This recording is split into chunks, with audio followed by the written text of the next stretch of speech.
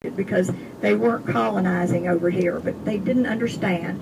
So they owned the Canary Islands, who were made up of sturdy, very peasant farmers, and they thought if they would come to the New World, they would give them land. 350 of them set sail for this part of the world, were blown off course, landed in Veracruz, Mexico, and only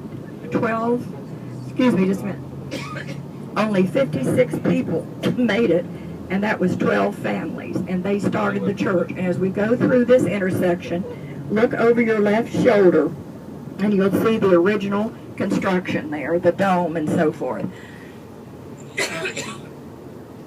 This is our city hall, and I can't tell you a thing about it, except that's where our politicians work.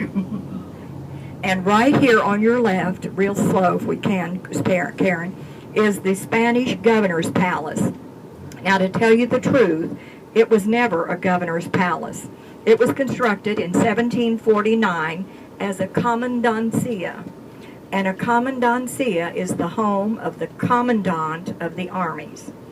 Many years later, a Spanish family whose name was Perez bought the home and turned it into a beautiful aristocratic Spanish colonial home, and one of their daughters married a man that became a governor.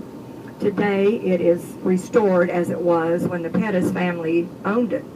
Along the way they sold it and built another house, and through the years it's been a bar, a school, a tack, where you sell tack for horses and so forth, a laundry, you name it. And then the city bought this home in 1930, restored it to its splendor of the 1749s in that area, and so today you're most welcome to go through there. There is a small charge. It's $1 or $1.50, something like that, but again, it's a place I really enjoy taking people through. Very beautiful how they would do their yards and the courtyards and so forth. And this store was in Nuevo Laredo, the most gorgeous. And when I did tours in Nuevo Laredo, I named it the Neiman Marcus of Nuevo Laredo. With all of the drug wars, they have moved here. But, oh, you should go in there. Something to see. These were all old government buildings. We still have some here. But this was a part of downtown in the 1900s.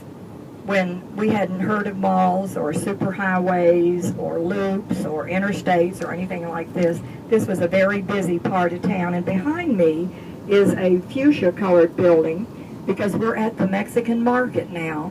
And this is Alameda de Museo, and it is the first museum that the Smithsonian has ever partnered with, and it is a wonderful one on Latino history.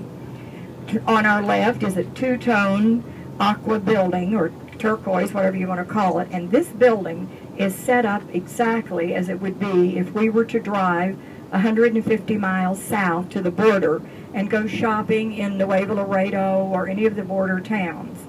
And it's fun to go in there and look around. This originally had been a farmer's market, and for the hemisphere they moved the farmers about 3 miles south and set this up as it would be for Mexico.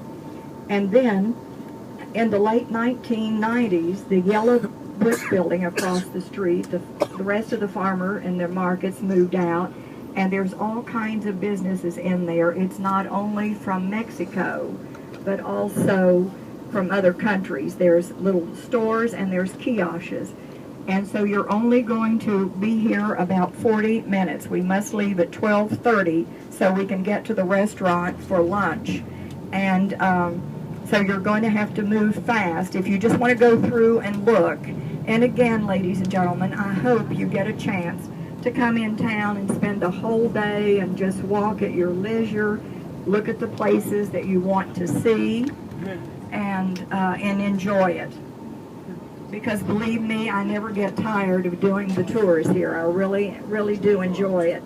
Now, when we leave the Mexican market, El Mercado, we are going to have lunch at 1 o'clock. That's Karen's.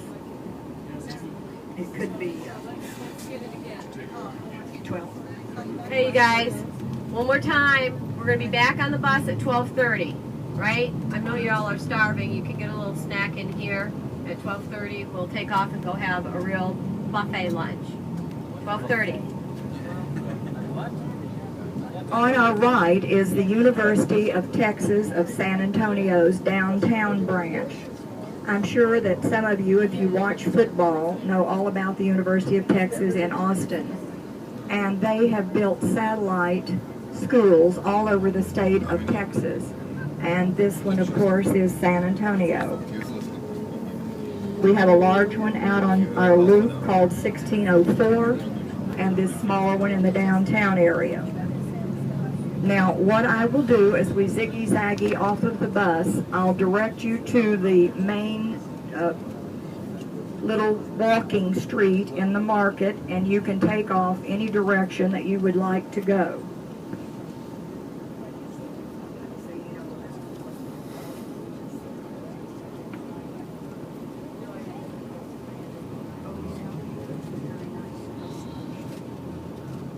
This metiera was opened many, many years ago, still in the Cortez family, and it never, ever closes. It is open every day and night of the year around the clock. They have a fabulous mural in this end room here of people in San Antonio of importance, plus their waiters, plus